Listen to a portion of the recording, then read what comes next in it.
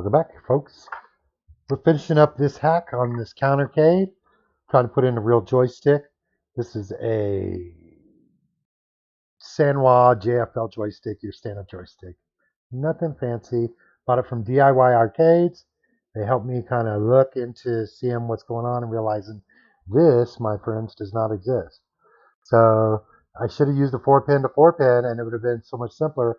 But I'm kind of glad I did it this way so that I could have a real understanding of what's going on. So we just slide the pin pushers back on. And then we grab the restrictor plate, which is here. And this is, depending on which direction you put it, you can put it in either 4-way or 8-way mode. And I don't particularly need the diagonal motion. So I'm just going to put it in on the normal side. Oh, you got to make sure. I forgot. PC, it should say PC.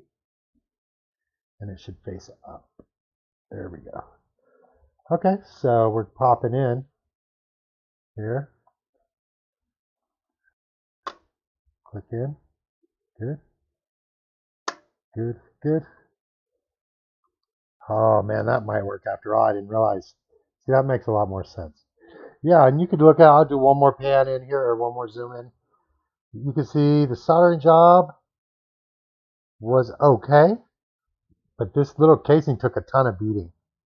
And so for that reason, if I do another one like this, I'm going to look at some different methods to do that because I had some lower melting temperature solder as well. That's the other thing.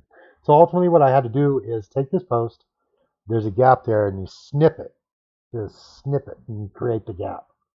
And then I had to go in to this piece and snip it again because it had solder resistant coating, which makes sense because the pin, the core, is a, I don't know exactly what material, but maybe lead or some soft metal material that receives solder. It's what you would call solder ready material.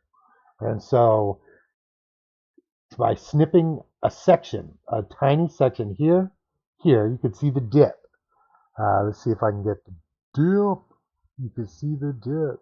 Let me see. Focus in. See if it'll focus out. It won't focus out. It won't. There. There's a dip right in the middle there. The dip right there. I snipped the post. And that created a groove. And then in that groove, I was able to lay my wire, melt the solder down into the core post, and it stuck instantly. And I lifted up. I accidentally forgot, and I was holding it by this wire. So I know that wire is solid. And I don't have to worry about any exposure. It looks like joystick's working perfectly. I'm edge in excited. I don't like to say how things are going, but all right, it's on its way. And so I'm going to give you a little bit more of an overview as I finish this wiring. And I'm just going to have to do it. Let's see, this is the hardest part for the moment. I was like, well, I could take it out of the back, and that would be a lot easier. But in reality, what are we going to do here? Yes, I think I may have to crack the back to pull this cable out to do it right, be able to solder the two pieces and finish this job correctly.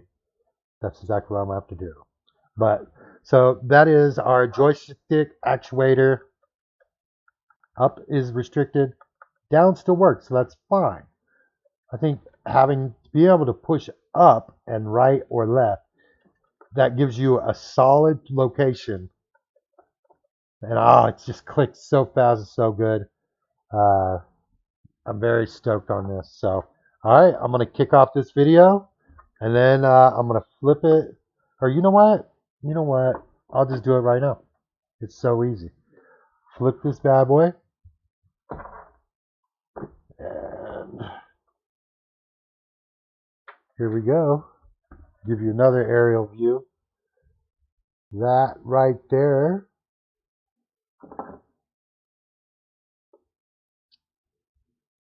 Actually, I've got a standard Husky Phillips over here.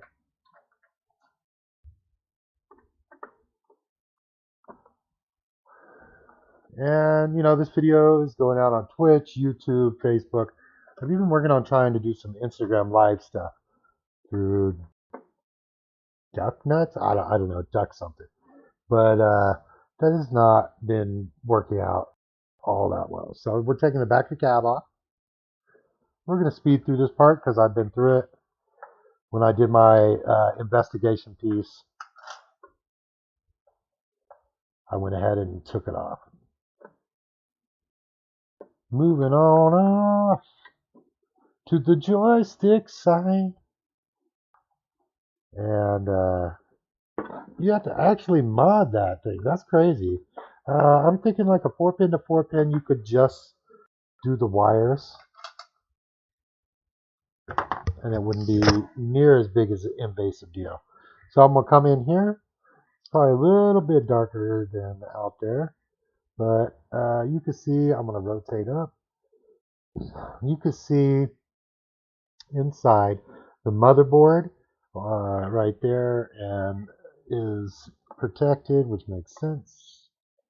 And whoops, obviously the wrong tool for the job, but that's what I have my small screw jizzy for. And it's just 2 screws, right, left. And again, this is the Counter-Cade Galaga 1-up new wave. This is the newest wave. I don't know what wave it is, 4th, 5th, whatever. And this whole trouble is just simply because Galaga, this model, only has a 2-way switch. There's only 2 gates. All right.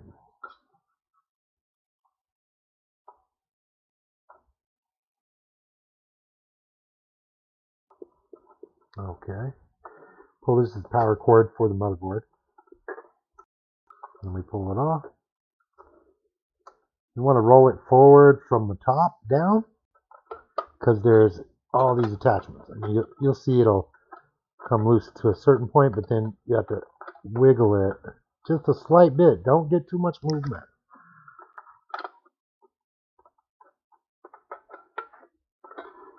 And you got to forget there's a little piece of tape. So this is the connector here. So I know it's the connector here because I've cut the wiring. So I can just give it a light. Let's see. Is it loose in here? Nope. I'm going to pull it up. So, and all of these components and the wiring have small little pieces of tape or Velcro keeping them in place. So you'll want to dislodge those first. And then looking at it, you should just use your finger. Don't use anything else because I almost did that and it would have been disastrous. So this